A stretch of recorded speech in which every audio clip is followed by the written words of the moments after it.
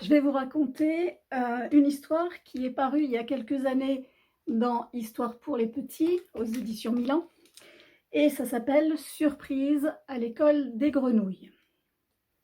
Cette histoire a été réadaptée un petit peu plus tard pour les 400 coups. Là derrière, vous voyez sur le canapé l'album qui est sorti plus tard chez les Canadiens aux 400 coups. Donc, Surprise à l'école des grenouilles.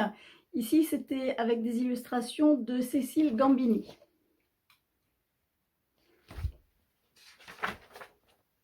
Cette histoire se passe dans une école de grenouilles, la meilleure école de grenouilles de toutes les écoles de grenouilles, la plus difficile, celle dans laquelle tous les papas et mamans grenouilles rêvent d'inscrire leurs petits chéris.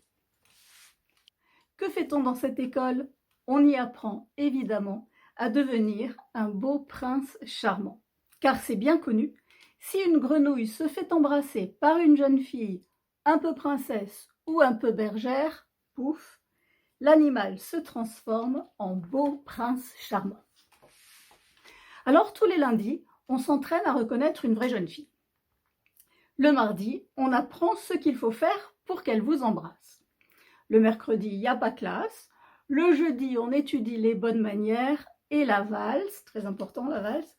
Et pour finir, le vendredi, on découvre les meilleures façons de se marier et d'avoir beaucoup d'enfants. Or, dans cette école, une petite grenouille qui s'appelle Robert est un vrai rebelle. Robert n'a pas du tout envie de se transformer en beau prince charmant. Lui, depuis qu'il est tétard, c'est bien simple, il veut devenir chanteur de rock, un point c'est tout.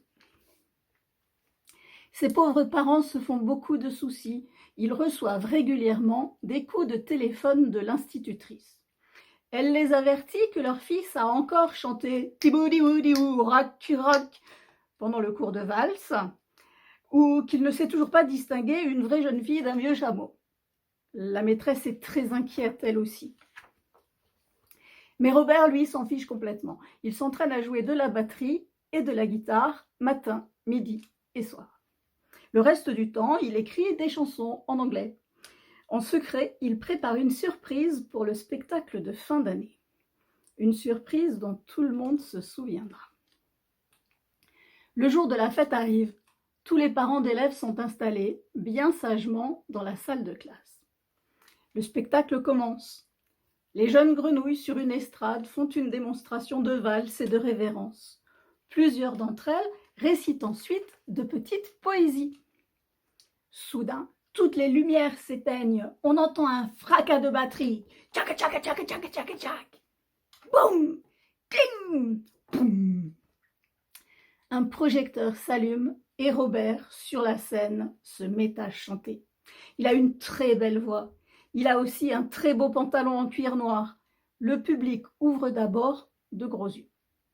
Mais on se met bientôt à claquer les doigts en cadence. On se met à reprendre en chœur le refrain « Oh yeah, wap-de-wap » Robert fait un triomphe.